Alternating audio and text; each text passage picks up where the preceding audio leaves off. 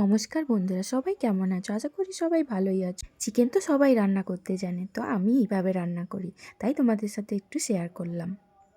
এইভাবে একবার রান্না করে দেখো, নিশ্চয়ই ভালো লাগবে।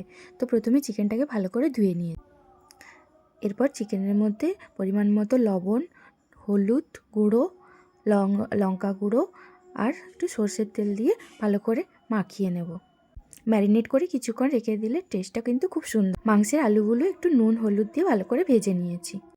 এরপর তেলের মধ্যে গোটা লবঙ্গ, দারচিনি, এলাচ, তেজপাতা সব দিয়ে তারপরে প্রথমেই দিয়ে দিয়েছি রসুন বাটা।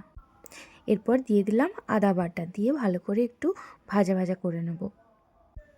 এরপর কুচনো পেঁয়াজগুলো দিয়ে দিলাম, এগুলো ভালো করে লাল লাল করে ভেজে নেব। এদিকে পেঁয়াজটা ভাজা হতে থাক আর আমি এদিকে একটা মশলা রেডি করে নিচ্ছি। তো একটা বাটিতে জল নিয়েছি, তাতে লঙ্কা গুঁড়ো, হলুদ গুঁড়ো দিয়ে একটা পেস্ট তৈরি করে নিয়েছি। তারপর এটা কড়াইয়ের মধ্যে দিয়ে দিলাম, দিয়ে ভালো করে একটু কষিয়ে নেব।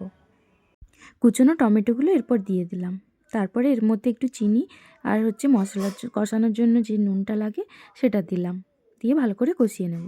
কিছু মশলা তো দেওয়াই হয়ে গেছে, এরপর ভালো করে কষিয়ে নেব মশলাটা থেকে কত সুন্দর তেল ছেড়েছে দেখো। এর মধ্যে একটু কাশ্মীরি মির্চ দিয়ে দিলাম, যাতে কালারটা খুব সুন্দর হয়। এরপর চিকেনগুলো কড়াইয়ের মধ্যে দিয়ে দিলাম, সব কিছু ভালো করে মিক্সড করে নিয়ে ভালো করে নাড়াচাড়া করে মিক্সড করে নেব চিকেনগুলো মশলার সাথে।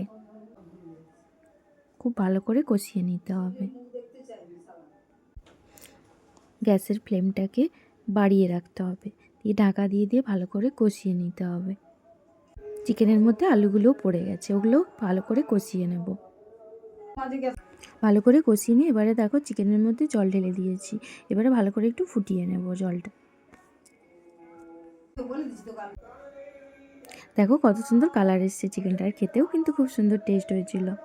ও কষানোর সময় একটু ধনেপাতা কুচিও দিয়ে দিয়েছিলাম, আর ধনেপাতা দিলে তো টেস্ট আরও ভালোই হয়।